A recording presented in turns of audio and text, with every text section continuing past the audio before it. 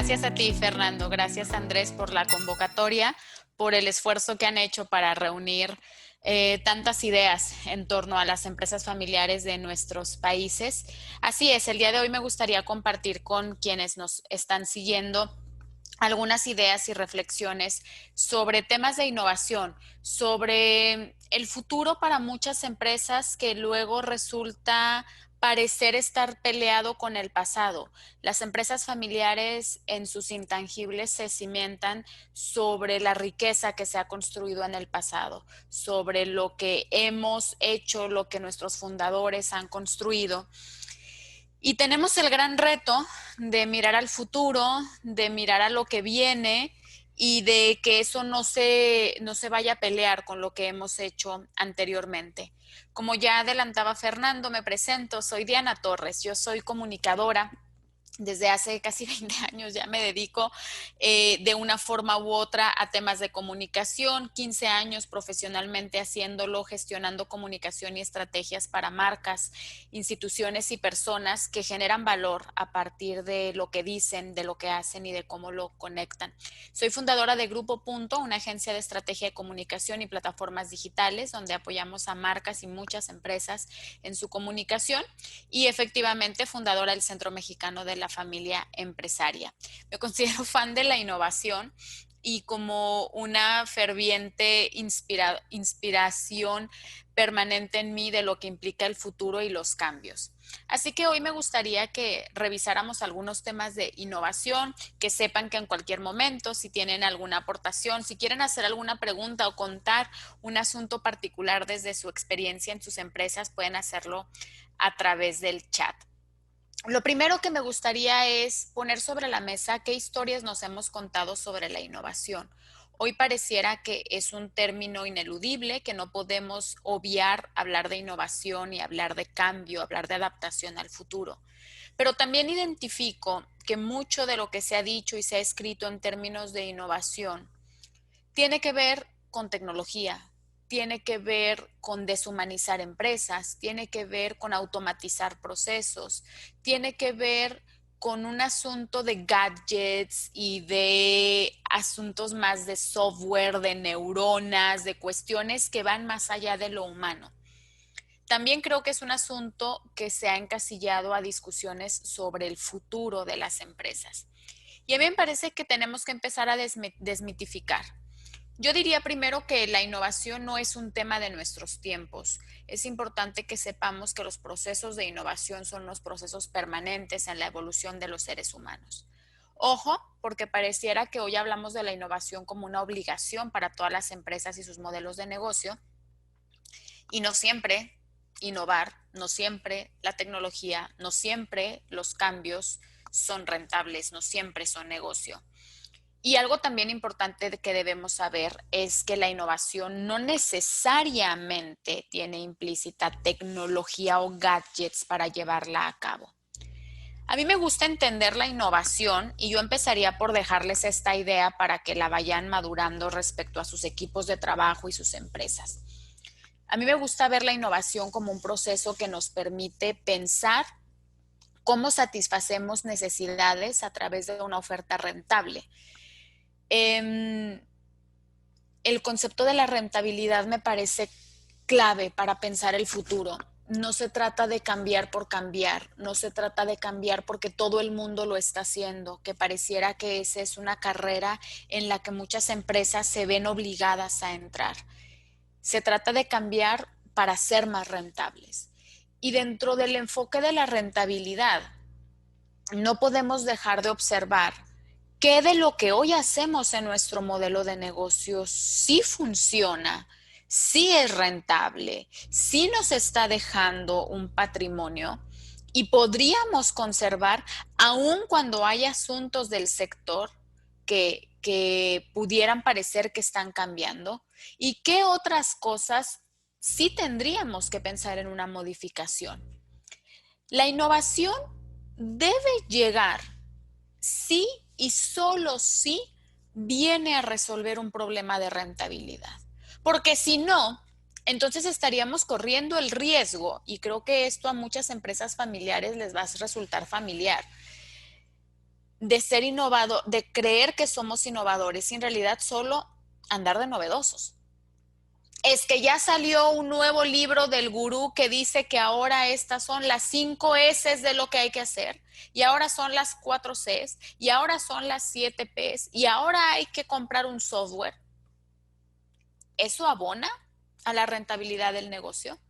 Porque si no pasamos previamente por esa reflexión, créanme que la tentación, además en un mundo donde la exposición que tienen las empresas y las marcas sobre los cambios, donde hoy yo veo a muchas empresas haciendo cambios más por luego cómo lo van a comunicar y cómo van a capitalizar para su marca eso, que porque verdaderamente sientan que hay una mejora en la rentabilidad.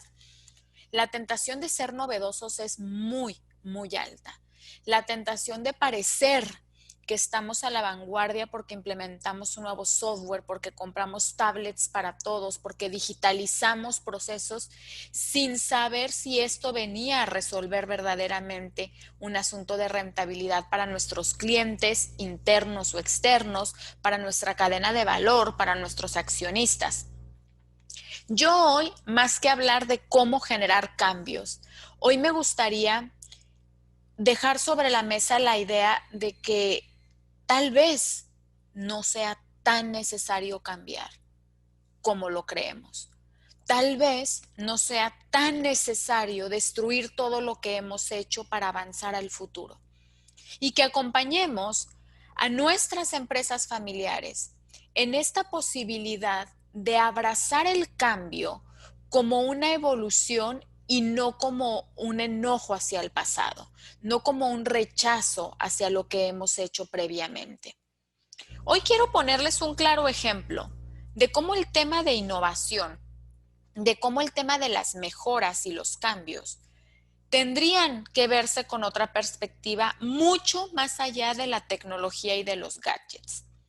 Me gustaría que hiciéramos juntos un viaje y nos fuéramos a Alejandría, nos fuéramos a inicios del milenio anterior, el lugar, el espacio, el momento donde mayor conocimiento se ha concentrado en la historia. Y pensemos en personajes como Herón de Alejandría, como Hipatia de Alejandría, que nos dejan grandes lecciones sobre cambios y sobre innovación. Vamos a hacer un ejercicio de imaginación, ¿sale? Vamos a hacerlo juntos. Quiero que vean esta imagen y quiero que, vamos a hacer una cosa, pónganme ahí en el chat qué creen que es esto. Déjenme saber ahí en el chat si lo están viendo, qué se les ocurre, qué es esto que están viendo aquí. ¿Quién me escribe algo? A ver, ¿quién me quiere decir en el chat o en la sección de preguntas? Vean, la primera es un dibujo, el otro es un prototipo de eso que se ve ahí. Estamos hablando de Alejandría. Dice una cafetera, dice Jaime, un destilador. Gonzalo, bien. Algo para calentar agua. Efectivamente, Gonzalo, una estufa, dice Rocío, más o menos. Fíjense qué interesante. Sí, tiene agua y tiene calor. Un horno. Eh, Gonzalo tiene la respuesta correcta. Esto es una incipiente máquina de vapor.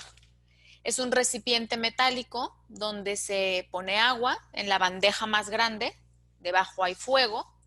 Cuando esa agua se calienta, se empieza a evaporar y a través de los canales llega a la esfera de arriba, que si lo vemos tiene todo el sentido del mundo, que si tiene salidas en sentidos inversos, entonces esa rueda va a girar, ¿cierto? Esto es una máquina de vapor. Con todas sus letras, con toda su forma, es energía mecánica generada a partir de la fuerza de vapor de agua. Y entonces veamos otros ejemplos. Vámonos más adelante. Herón de Alejandría ya hablaba de la posibilidad de inventar la primera máquina de vapor. Esto es un mecanismo relativamente parecido. ¿Qué ven aquí? De hecho, parte un poco del mismo principio. A ver, ¿qué ven por aquí? ¿Qué ven en esta maqueta?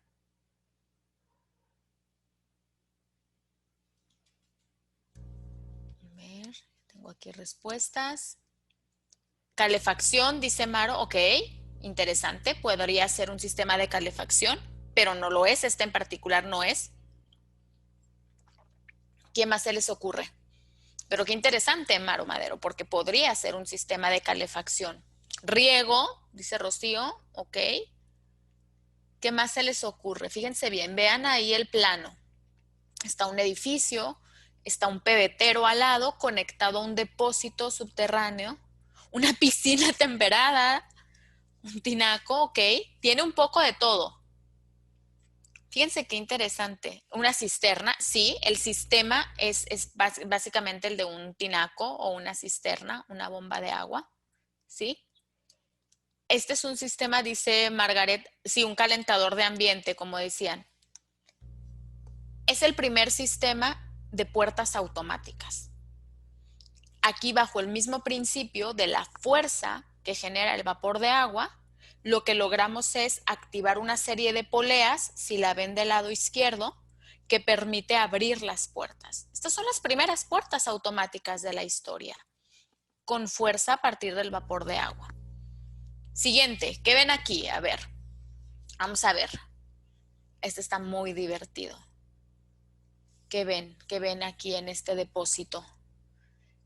Elementos importantes. Les voy a dar una pista. Por ahí hay una moneda.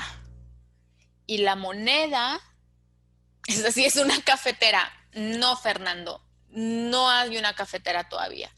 Queremos encontrar vestigios desde los primeros adictos al café, como somos, pero no. Una máquina expendedora, pero no de café. Bueno, no sé si de café. Ok, efectivamente, es una máquina expendedora. Es un sistema donde por la ranura de arriba entra una moneda, un objeto pesado, ¿sí?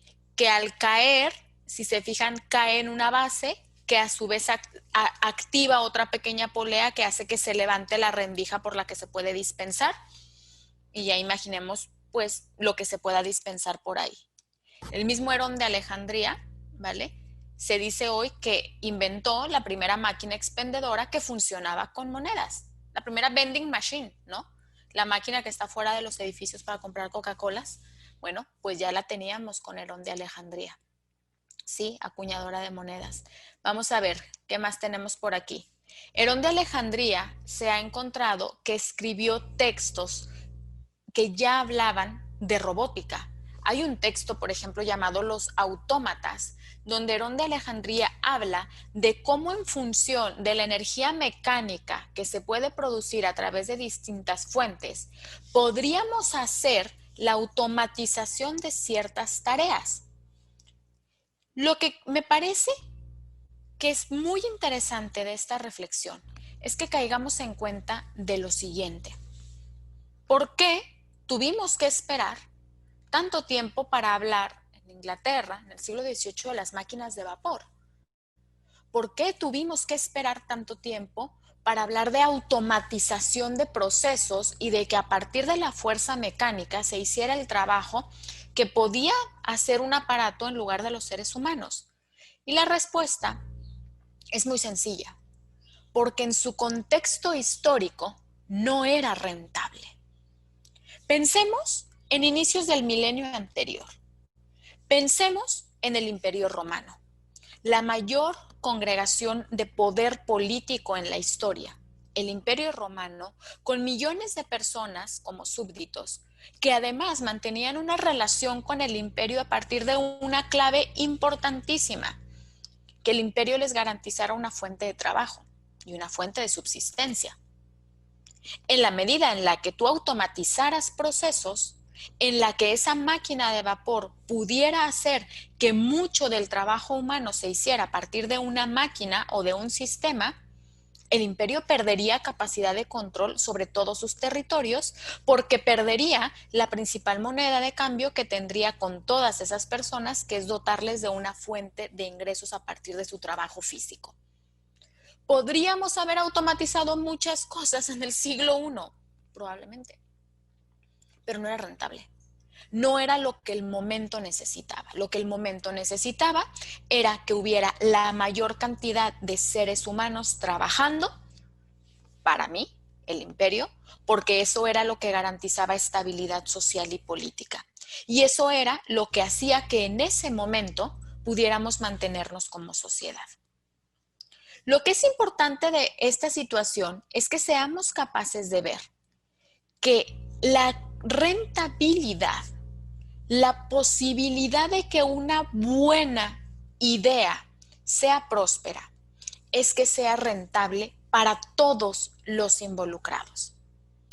Y aquí es donde creo que tenemos una responsabilidad muy importante de acompañar a empresas familiares que hoy se sienten en un punto de inflexión entre lo más valioso que han hecho el pasado y un futuro que saben que está cambiando, aunque no terminen de comprender del todo ese cambio, con una intención de evolucionar sin tener claro el camino.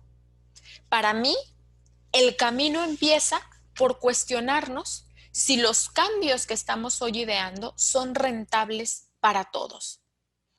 También es importante que dejemos muy claro que el cambio no implica decirle un no al pasado. Implica potenciar lo mejor de lo que ha ocurrido dentro de las empresas. Porque lo que no podemos olvidar es que la empresa no es la que innova, lo hacen las personas. Lo hace el factor humano y el talento dentro de las organizaciones. Por lo tanto, lo que hoy debemos hacer es ir a recuperar lo más valioso que tienen los equipos y las mentes al interior de las empresas familiares, y es prioritariamente el ADN de esa empresa.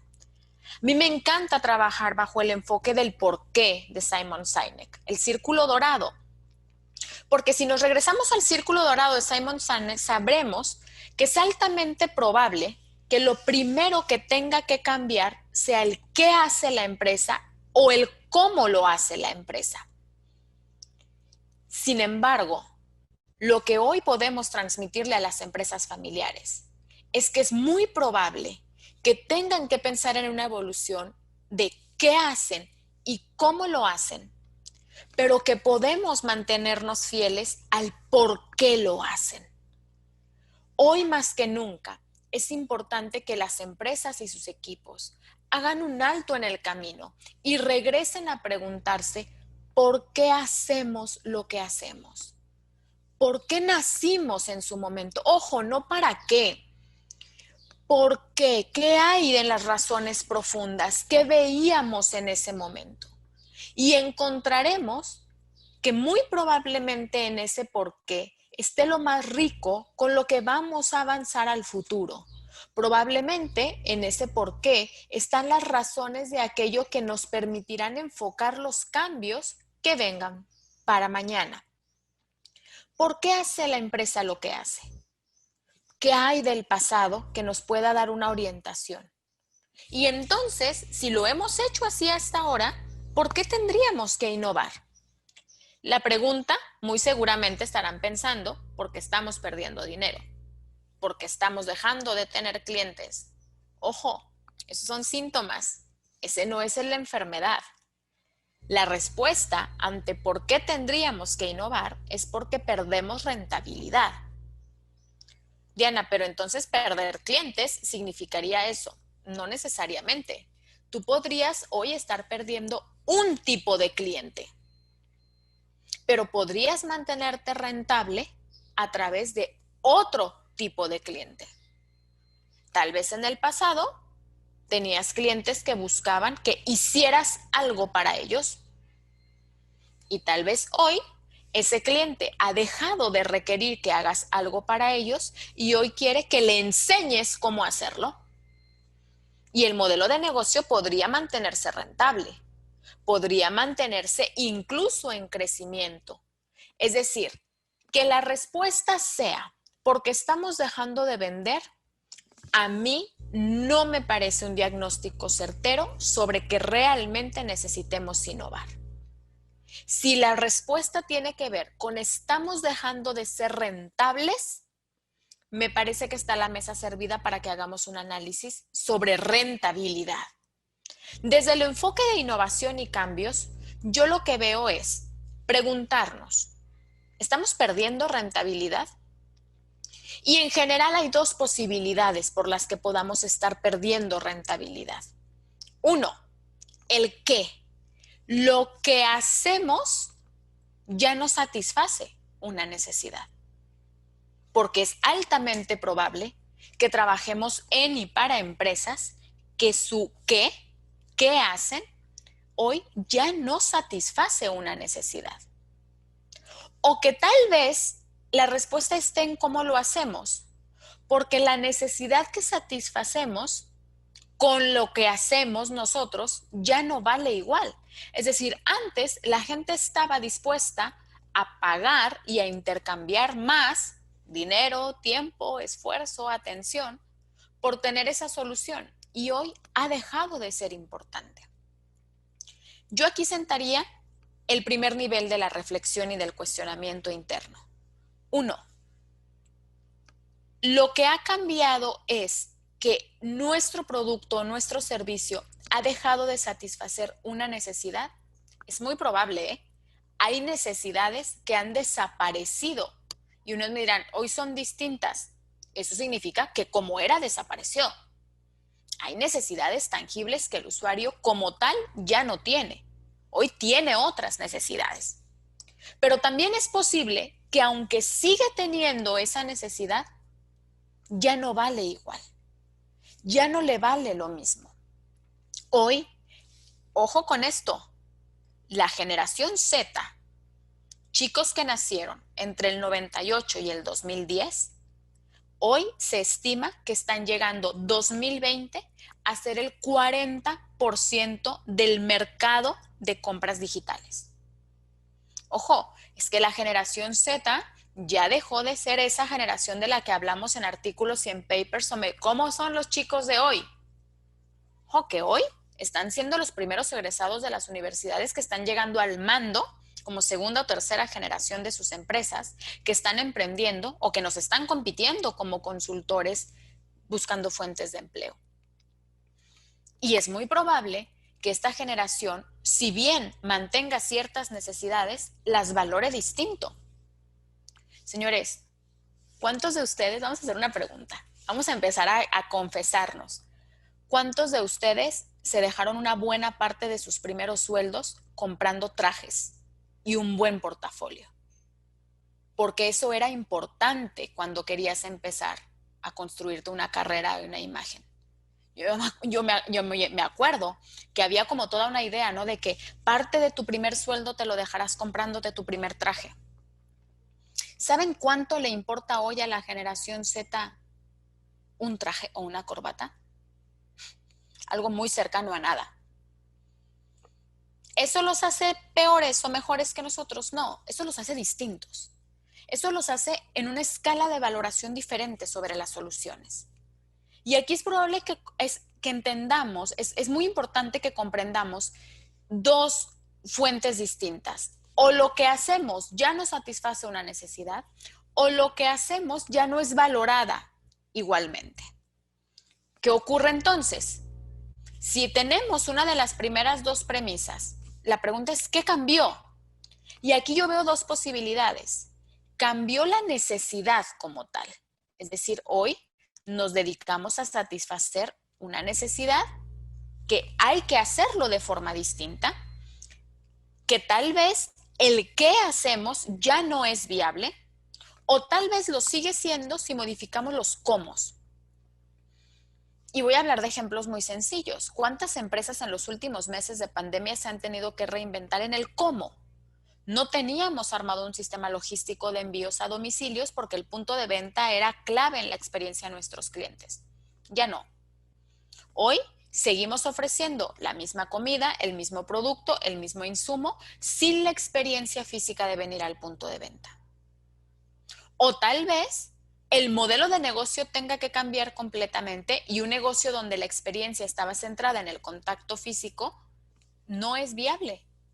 No es viable en este momento. Y ojo, que todas las experiencias que estén centradas en el contacto físico deben plantearse antes del cierre de 2020 este esquema de preguntas. Porque más allá de que lleguemos a una nivelación y a una estandarización de cuestiones sanitarias, la mentalidad, el mindset, sobre todo lo que implica contacto físico, aglomeraciones y estar presencialmente junto a otras personas, habrá cambiado. El gran cambio post-COVID será la disposición de los usuarios a mantener contacto físico en aglomeraciones. Ya tendríamos que estarnos planteando.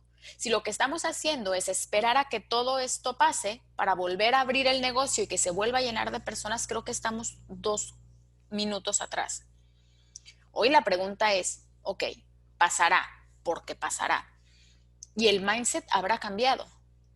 ¿Qué estoy haciendo ya para cuando eso pasará, ocurra, pueda ofrecerle una respuesta valiosa a mis usuarios? Otra posibilidad es que no haya cambiado la necesidad, sino haya cambiado el público. Y hoy nos enfrentemos a una situación donde la empresa esté ofreciendo un valor a alguien distinto de lo que solía ofrecerlo en el pasado.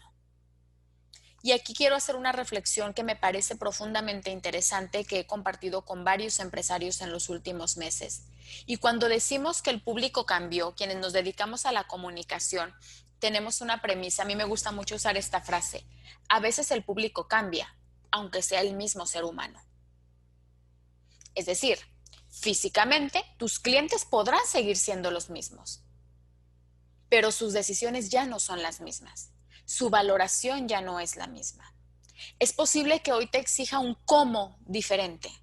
Sigo necesitando que satisfagas esta necesidad para mí, pero a través de formas distintas o con un valor distinto. Ahora, ¿por qué hacemos lo que hacemos? ¿Por qué resolvemos esa necesidad de esa forma? ¿Por qué le hablamos a esa persona? ¿Por qué le hemos dado este valor? Cuando realmente llegamos a preguntarnos internamente por qué lo hacemos, seremos capaces de comenzar a generar una innovación, pero una innovación que preserve el ADN de la empresa. Yo hoy lo que quisiera transmitirles es que ningún empresario estaría cómodo sintiendo que tiene que cambiar si eso implica negar lo bien que ha hecho en el pasado. Yo identifico 4 posibilidades sobre las cuales se puede empezar a plantear una discusión sobre la innovación que preserve el ADN, que le haga al empresario sentir comodidad sobre el respeto, el valor y el reconocimiento a lo que se ha hecho en el pasado. 1. La posibilidad de que los cambios y los factores de innovación estén no en el interior, sino en la cadena de valor.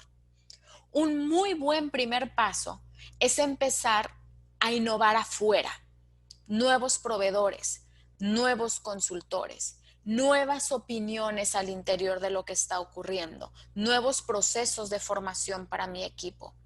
Antes de modificar afuera, empiezo a observar y empiezo a experimentar con pequeños cambios en la cadena de valor. Otra posibilidad es empezar a cuestionarnos los procesos. Ojo, y no un cuestionamiento que parta de la tecnología o si tenemos que implementar un nuevo CRM, un nuevo sistema de atracción de clientes. Una discusión y un cuestionamiento que tenga que ver con si la forma en la que estamos operando en nuestros procesos es la más rentable. Si centramos todas estas discusiones en la rentabilidad, me parece que será más fácil conciliar el pasado con el futuro. Ojo, de verdad, abramos hoy los ojos a la posibilidad de nuevos negocios y nuevas formas de atraer clientes. La gran posibilidad de temas de marketing digital es que por primera vez en la historia, tu valor, tu servicio o tu producto puede llegar a ser atractivo e interesante para alguien que un minuto antes no sabía que existías. Por primera vez hemos derribado la barrera de los contactos y los referidos. A través de canales digitales, hoy puedes conectar con un universo de personas que son potencialmente beneficiarios de tu oferta de valor y que no saben que estás en el mundo y tú tampoco sabes que ellos existen. Pero para eso también es importante que seamos capaces de ver si son nuestros productos y nuestras soluciones actuales las que satisfacen a ese mercado o podemos empezar a diversificar. Yo sugiero mecanismos de innovación que inicien con la diversificación antes de la generación de nuevos productos. Hagamos un ejercicio. Si hoy tuviéramos que revisar cuál es la cartera de productos y servicios que ofrecemos y esa la ligáramos a qué solución y qué necesidad le ofrecen al usuario, y entonces yo me estoy imaginando un formato en 2 columnas donde enlistamos qué es todo lo que hoy hacemos. Cada una la vamos ligando a una necesidad que resuelve. Cuando lo tienes completo, yo invito a hacer una tercera lista. ¿Qué otras necesidades tienen hoy mis clientes? Que están más allá de las que yo satisfago con mi actual línea de productos. Se sorprenderían de ver las ideas que arrojan los equipos sobre nuevas posibilidades de diversificar con lo que ya tenemos. No sugiero empezar un proceso de innovación con la implementación de nuevas líneas o nuevos productos. Sugiero empezar por hacer la versión 1.1 de lo que ya hacemos. ¿Cómo puedo hacer un ligero cambio de lo que hoy ofrezco? Yo hago formación. Perfecto. ¿Cómo puedo empezar a hacer ahora formación a través de WhatsApp? Donde la gente se suscriba a un canal, haga un pago y entonces a cambio de eso reciba un pequeño texto acompañado de un video todos los días durante 21 días para completar un programa de formación. Es lo mismo, pero a través de un canal distinto. Es lo mismo, pero en una modalidad, en un formato, en un tiempo, en un lenguaje distinto. Antes de pensar en nuevos productos, pensemos en la posibilidad de nuevos formatos, nuevas entregas, nuevos tiempos, nuevos empaques. ¿Qué podríamos cambiar a manera de diversificación? Sin embargo, es importante que la preservación del ADN sepa y tenga consciente que requiere un nuevo mindset. Es decir, la combinación ideal es preservar nuestras razones profundas de por qué hacemos lo que hacemos y seamos capaces de adquirir una nueva forma de pensar y comprender las realidades que para mí tienen sin duda alguna 4 elementos básicos. 1. Necesitamos una organización cuya cultura sea amante del cambio. Y cuando digo una organización, digo seres humanos, digo personas. Hoy, una persona a la que le aterra cambiar es una persona que necesita un fuerte proceso de acompañamiento para que pronto y de manera intensiva empiece a abrazar el cambio y derribar ese miedo.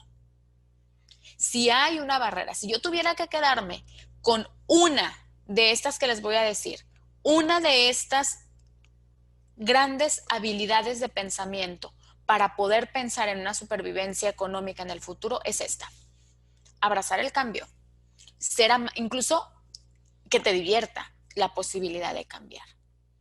Y creo que esto se logra solo cuando los cambios empiezan, 1, de a poco, y 2, anclados a tu porqué.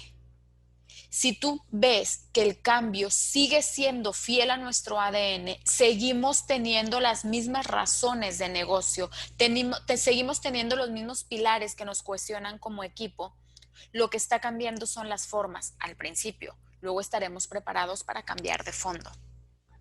Necesitamos aprender a ver con unos ojos más flexibles y diversos. Hoy, lo que está claro de los nuevos entornos digitales es que son diversos y cambiantes. ¿Es que aquí se han hecho así las cosas siempre? Pues ya no. Y no quiere decir que ya no sea antes eran verdes y ahora son rojas. Es antes eran verdes y hoy todos los días tenemos la posibilidad de que sean rojas, verdes, púrpuras o café. La posibilidad de entender nuevos esquemas de pensamiento es básico. Yo identifico con cierta preocupación una barrera profunda y muy sólida hacia la generación Z. Claro, es que hoy ya no se comprometen. A ver, la generación Z creció con ciertas características. La principal es que es la primera gran generación que tiene un cambio básico que hay que comprender. Es la primera generación que ha naturalizado consumir contenido a demanda. Es decir, ellos han crecido naturalizando que ellos pueden ver y escuchar lo que quieren, cuando quieren, cómo lo quieren y en la duración que quieren. Ese fue el mundo en el que les tocó vivir. Es que muy malos porque no se concentran. La generación Z es la generación de YouTube. El 80% de la generación Z dice que su primera fuente de consulta cuando quiere aprender algo o tiene alguna duda es tutorial en YouTube. 80%, ¿eh? No dice sus maestros, no dice sus padres, no dice sus mentores. El 75% de la generación Z dice ir a YouTube cuando se quiere divertir. Pero además el 72% dice que va a YouTube cuando se quiere desconectar o relajarse. O sea, ojo, ¿cómo se llamó la obra? Están en YouTube siempre. Y ahora en TikTok, que en otra ocasión podríamos hablar de lo que implica TikTok. Pero no podemos juzgar a una generación, que ojo, además, 40% del mercado, ¿quién le dice que no al 40% del mercado? No podemos juzgarlos desde el enfoque y la perspectiva en la que nosotros crecimos, desde el enfoque en el que nosotros entendemos nuestra realidad. Claro, si hoy dejamos de decir es que no se concentran y no se comprometen y empezamos por entender que es una generación que creció con una flexibilidad altísima, podríamos empezar a abrazar la posibilidad de que tienen mucho que enseñarnos, desde sus formas y desde sus enfoques. La posibilidad creativa de esta generación es altísima. Ojo, y hay un mito con el tema de que no se comprometen. Son profundamente comprometidos con lo que les gusta y con aquellas causas que consideran embonan con sus propios valores. A diferencia de la generación X o los baby boomers, ojo, que nos comprometíamos con cosas que nos pagaban. Vamos discutiendo con qué estamos más o menos de acuerdo. ¿Sí? La generación de los baby boomers o la generación X creció bajo la premisa de que hay que comprometerse con un trabajo. ¿Por qué tú crees, comparte los valores? No, pero me pagan. La generación Z dice, ¿y cómo por qué tendría que comprometerme? Porque pues no me pagues y ahí está tu trabajo y voy y genero mi propio contenido, mi propia fuente de empleo. La posibilidad de entender, y todo esto lo cuento solo como un ejemplo a manera de referencia, para que nos quede como muy, muy evidente la necesidad que tenemos de un nuevo mindset abierto a lo diverso. La posibilidad de construir redes sólidas está en la medida en la que seamos capaces de abrazar la posibilidad de que hay otras personas que piensan y valoran lo mismo que yo, pero de manera distinta. Un enfoque bien interesante del nuevo mindset de cara al futuro es la medición. La semana pasada hablaba con un empresario que admiro mucho y en una charla de vamos a rediseñar su estrategia de comunicación, yo le decía, ¿qué te gustaría transmitir de cara a la atracción de talento? Me dijo, si yo pudiera quedarme con dos cosas serían, quiero que la gente que abraza el cambio quiera trabajar conmigo y quiero que la gente a la que le divierte ser medida quiera trabajar conmigo. Ojo con esto. Yo le decía, ¿y verdaderamente tú ves una personalidad de profesionales a los que les divierte ser medidos? Me dijo, por supuesto. Los más jóvenes son muy, muy proclives a ser medidos, porque eso les da un norte, les permite saber si van bien o van mal. Y por supuesto, y estar dispuestos a ganar más y a tener mejores compensaciones en función de sus resultados. Hoy, un joven no comprende, es más, le estás hablando en otro idioma cuando le explicas que en tus tiempos se te pagaba un sueldo por ir a una oficina 8 horas, aunque no hicieras nada. Y creo que muchos de nosotros nos podrá sonar familiar esta situación. Hoy esta generación te dice, ¿cómo? Y como, ¿por qué ibas 8 horas y no hacías nada? Ah, porque había que ir. Y a cambio de eso, los viernes te pagaban. Wow, pues qué aburrido, ¿no? O sea, qué poco rentable, ¿no? Y sí, es muy poco rentable. La posibilidad de medir los efectos de lo que hacemos es lo que nos va a permitir ir tomando mejores decisiones al futuro. Y para mí el cuarto pilar de este mindset de cara al futuro y a la innovación tiene que ver con una conciencia de que somos comunidad. Aquellos tiempos donde tengo una gran idea pero no se lo voy a decir a nadie porque qué tal que me la roban. Señores, bienvenido al siglo XXI. Se acabó. Tengo una gran idea, la bajo, me grabo un video, lo escribo en un blog, lo comparto para que más gente la conozca y la pueda enriquecer. Este asunto de entender las estructuras como elementos que se suman y que no se fusionan ya no es más rentable. Hoy la posibilidad de hacerlo rentable es cuando se pone un objetivo y entonces generamos estructuras horizontales donde todos los involucrados pueden colaborar. ¿Qué implica el cambio? Primero, una reflexión de aceptación sobre la necesidad de cuestionarnos la rentabilidad de nuestro negocio. Una observación sobre qué es esto que necesitamos cambiar y qué está ocurriendo afuera que nos dé insights para ese cambio. La posibilidad de tener espacios para idear y para reflexionarlo en conjunto. La valentía de probar. Los modelos más rentables de innovación nos invitan a probar pronto, a probar fácil y a probar barato y a equivocarnos y reivindicar en el camino. El cambio implica también un fuerte proceso de comunicación, porque una organización que ha pasado por todas las láminas anteriores y dice, ok, va, empecemos a trabajar en esto, pero no lo comunica, es una organización que abre una puerta tremenda a la incertidumbre y a las preguntas. Vas a cambiar, vas a probar, vas a experimentar, adelante, comunícalo. Y comunica esencialmente 3 cosas. ¿Qué viste que te está motivando a este cambio y a esta innovación? ¿Qué riesgos tiene? ¿Qué escenarios ves? ¿Qué podría ocurrir? Esto es importante. Y tercero, ¿qué implica para mí? ¿Yo qué en este cambio? ¿Qué esperas de mí? Si sí, ¿yo qué? Si no, ¿yo qué? Es importantísimo que integremos a los elementos de la organización al proceso de innovación en función de una buena estrategia de comunicación. Y siempre el cambio implica la posibilidad de rectificar, la posibilidad de cambiar el rumbo. Yo les diría, ayer hubiera sido más fácil, híjole Diana, si esto lo hubiéramos sabido el 2019 antes del COVID, nos hubiera ahorrado muchos dolores de cabeza y muchas pérdidas, sí. Pero mañana será más difícil, señores. Si hay un momento para empezar a detonar estas conversaciones al interior de las organizaciones, es ahora. Probemos, atrevámonos a abrir la puerta a la posibilidad de que discutamos si lo que estamos haciendo hoy es una verdadera innovación o tal vez nos estamos dedicando a ser novedosos. Muchísimas gracias por el tiempo, por la atención. Me encantaría leerlos si es que tienen preguntas, comentarios, experiencias y que juntos podamos detonar una conversación los minutitos que nos quedan. Yo soy Diana Torres, les dejo por aquí mis puntos de contacto y quedo a sus órdenes para la interacción en el rato que tenemos todavía. Sorry. No había visto que ya tienes TikTok. Ah, claro. Y salgo y bailo.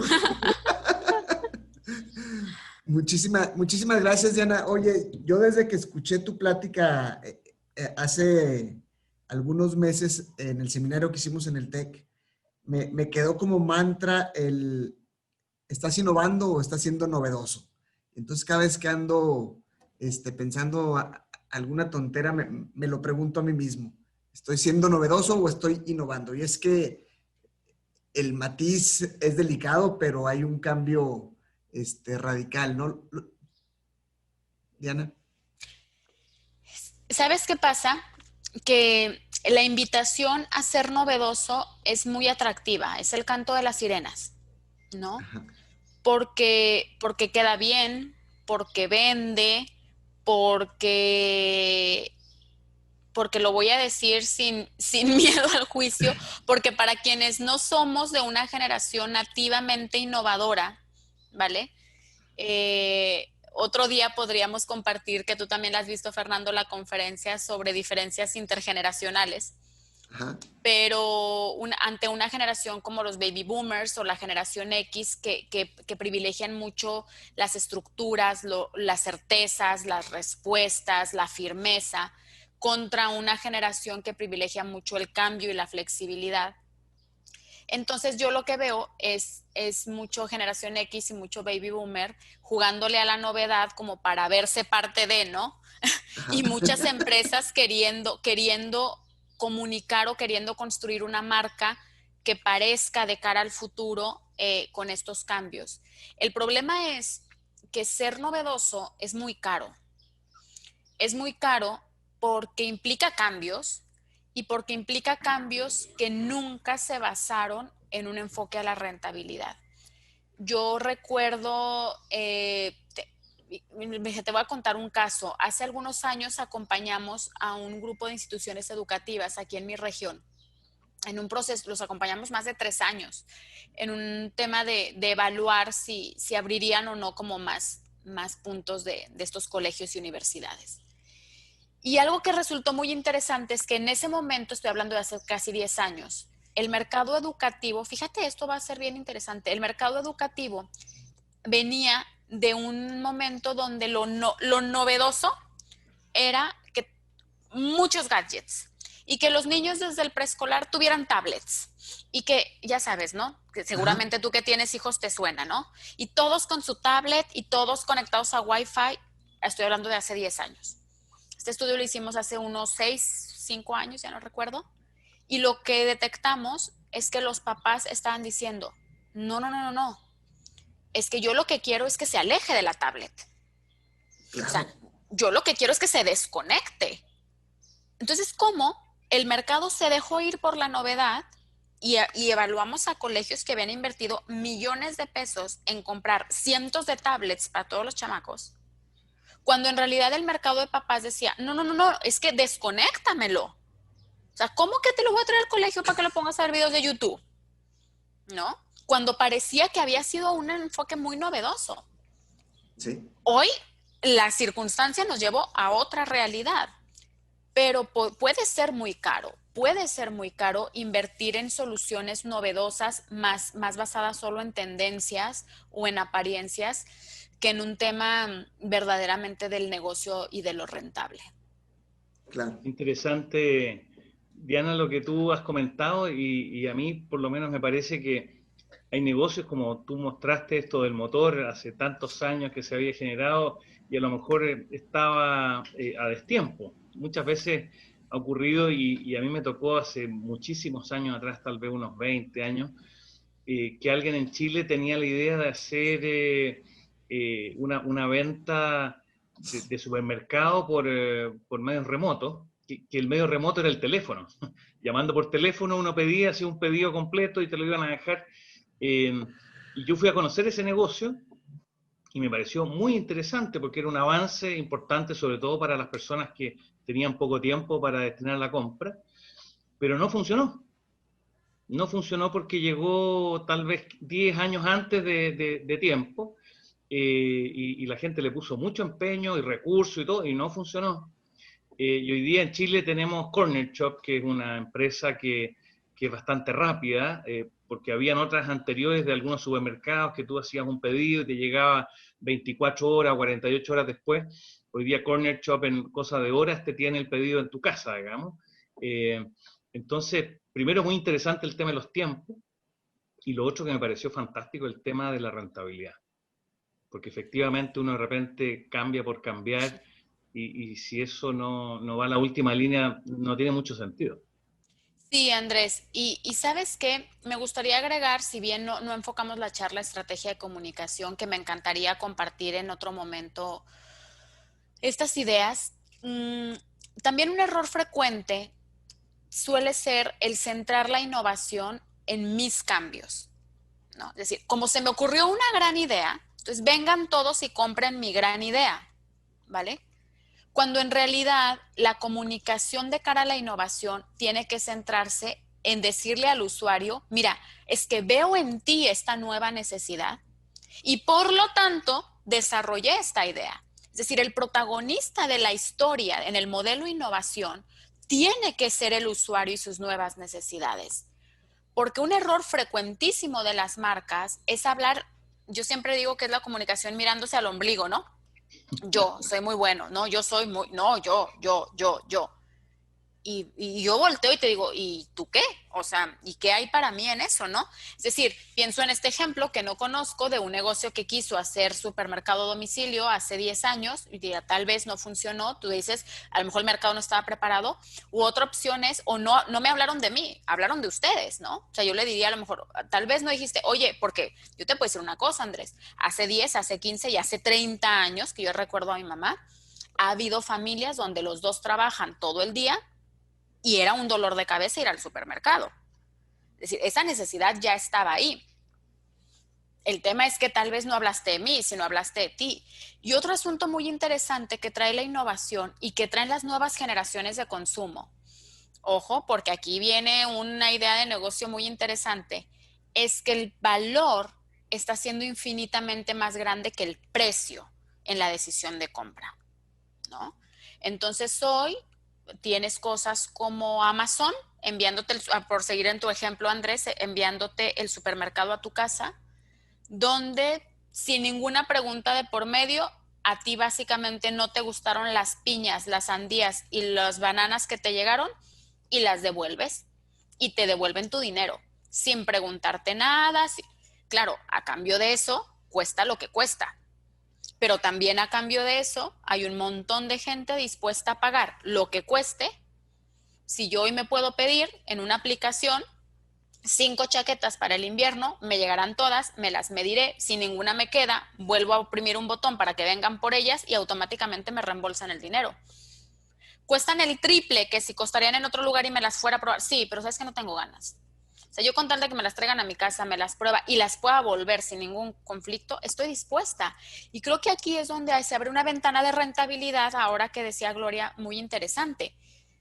Es decir, los modelos basados en el user experience, los modelos basados en la necesidad del usuario, más que en mí como empresa, abren un margen altísimo, porque entonces lo que estás comercializando es la solución y no necesariamente el tangible. Creo que ahí hay un asunto muy interesante.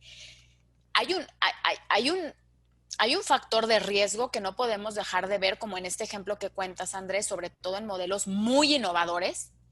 Es decir, pensemos en modelos súper innovadores donde realmente están incluso vislumbrando una necesidad que hoy todavía no es tan tangible, donde, bueno, a lo mejor tú crees que todo el mundo va a querer esto y al final no, pero creo que aquí hay grandes pasos dados y avanzados en metodologías de innovación, Scamper, o sea, todos estos métodos que te dicen, mira, prueba barato, haz el mínimo viable, pruébalo primero con unos pocos clientes y vas modificando, ¿no? Creo que ese es otro cambio del chip.